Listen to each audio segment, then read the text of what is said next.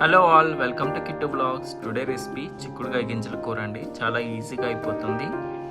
చపాతీలోకైనా, పుల్కాల్లోకైనా, దోశల్లోకైనా, అన్నంలోకైనా చాలా బాగుంటుంది. ఒక కర్రీ చేస్తే చాలు, చాలా విధాలుగా తినొచ్చు. మీరు కూడా ట్రై చేయండి. ఎలా వచ్చిందో కమెంట్ చేయండి. ఇప్పుడు ఎలా తయారు చేయాలో చూసేద్దాము.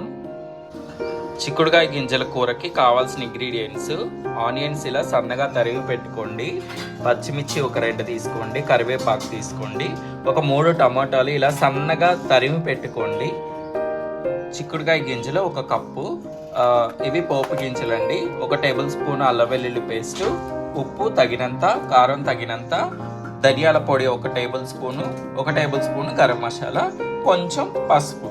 ఇప్పుడు ఎలా తయారు చేసుకోవాలో చూసేద్దాము. పుల్ల 2 టేబుల్ స్పూన్లు ఆయిల్ వేసుకొని తాలింపు గింజలు వేసేసుకుంటాము.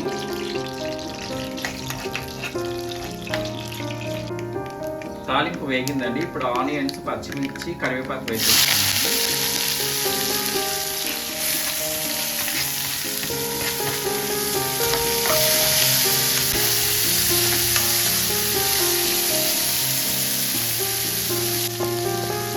ఆనియన్స్ వేసుకొని జస్ట్ 2 సెకండ్స్ అలా కలుపుకున్న తర్వాత అల్లం వెల్లుల్లి పేస్ట్ కూడా వేసేసుకున్నాము. పచ్చివాసన పోయేంత వరకు వేయించుకోండి బాగా. అల్లం వెల్లుల్లి పేస్ట్ వేసుకున్నాక కొంచెం పసుపు వేసుకోండి.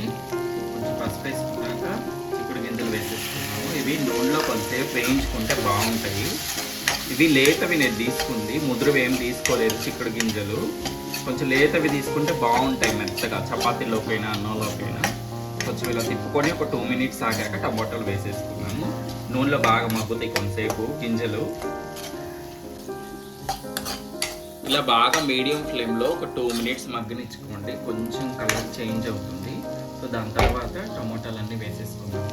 ఇలా మెత్తగా పట్టుకొని ఒక 3 టమాటాలు బాగా ఇలా మెత్తగా కోసి పెట్టుకోండి. లేదంటే మీకు కట్ చేసే మిషన్ కనుక ఉంటే దాంట్లో వేసేయండి, తొందరగా ఈజీగా అయిపోతుంది.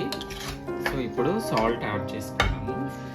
మీకు తగినంత సాల్ట్ యాడ్ చేసుకోండి. నాకు ఇక్కడైతే టేబుల్ స్పూన్నర పట్టింది ఈజీగా. నీళ్ళు అవసరమైతే యాడ్ చేసుకోండి, అవసరం లేదు అంటే ఇంక ఇలా ఈ టమాటాలు వాటరే వచ్చేస్తాయి. అవసరం లేదు మ్యాక్సిమం. సో కొంచెం ధనియాల పొడి యాడ్ చేసుకున్నాము. ధనియాల పొడి కూడా యాడ్ చేసుకున్నాక కొంచెం కారం కూడా వేసేసుకున్నాము. కారం కూడా యాడ్ చేసుకుని బాగా టమాటాలన్నీ ఉడికిపోవాలి బాగా చిక్కుడు గింజలతో పాటు. ఒక 2 మినిట్స్ వదిలేద్దాము మీడియం ఫ్లేమ్లో పెట్టేసి. ఇలా ఒక 1 మినిట్కి ఒకసారి మూత తీసుకొని ఒకసారి తిప్పుకోండి. ఇలా నూనె అంతా పైకి తేలేలాగా బాగా ఉడకబెట్టుకోవాలి.